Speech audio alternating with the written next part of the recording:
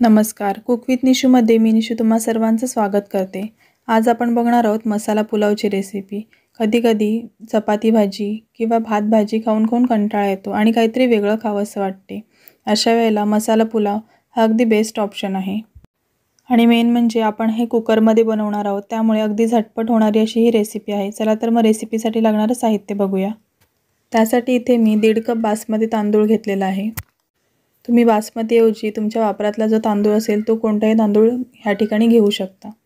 2 ते 3 पाण्यातनं स्वच्छ धुवून तो 20 मिनिटांसाठी आपण भिजत ठेवणार आहोत। तांदूळ 20 मिनिटांपेक्षा जास्त भिजवायचा नाही, नाहीतर जेव्हा आपण तो शिजवू तेव्हा तो एकदम चिकट होऊ शकतो।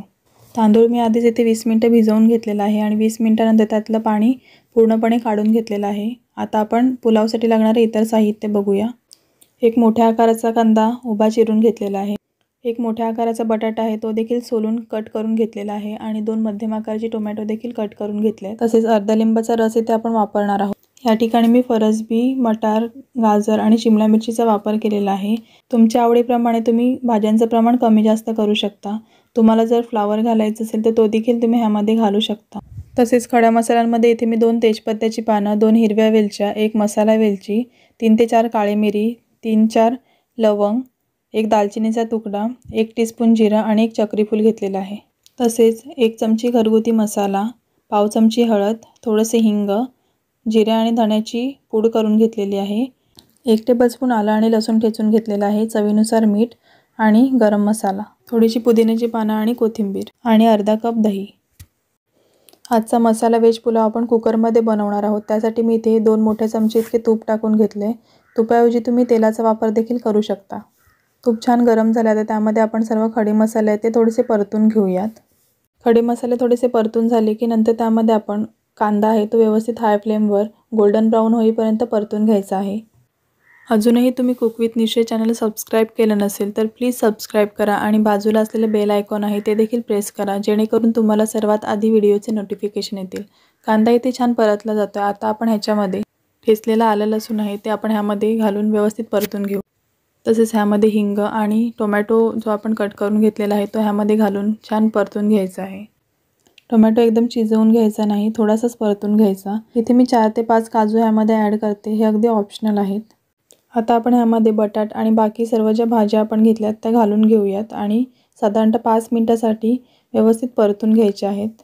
एका बाजूला भाज्या परततानाच मी इथे दही आहे त्यामध्ये जे आपण मसाले घेतल्यात ते ॲड करून घेते, जेणेकरून नंतर आपल्याला ते डायरेक्टली मिक्स करता येतील।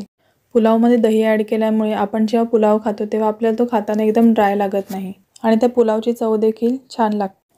भाज्या मीडियम टू लो फ्लेमवर छान परतून घ्यायच्या। भाज्या परतल्या की नंतर त्यामध्ये आपण दही घालून घेणार आहोत। दही घातल्यानंतर व्यवस्थित भाज्यांमध्ये ते मिक्स करून घ्यायचं। नंतर आपण ह्यामध्ये जो भिजवून घेतलेला तांदूळ आहे तो घालून घेऊयात आणि हलक्या हाताने ते मिक्स करून घेऊयात। त्यावरून आता बारीक चिरलेली कोथिंबीर आणि बारीक चिरलेला पुदिना आहे तो घालूयात।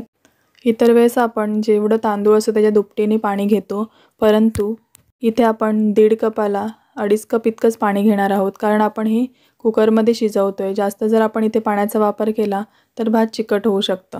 आता इथे आपण लिंबाचा रस घालून घेऊयात। लिंबाचा रस घातल्यामुळे जो भात आहे तो मोकळा होतो। आता कुकरचं झाकण लावून आपण त्याला 1 शिटी काढून घेणार आहोत आणि 1 शिटी झाल्यानंतर साधारणतः 2 ते 3 मिनिटांसाठी एकदम लो फ्लेमवर शिजू द्यायचं आणि कुकर आहे तो नॉर्मल टेम्परेचरला येत नाही, पूर्ण त्याची शिटी जात नाही तोपर्यंत खोलायचं नाही।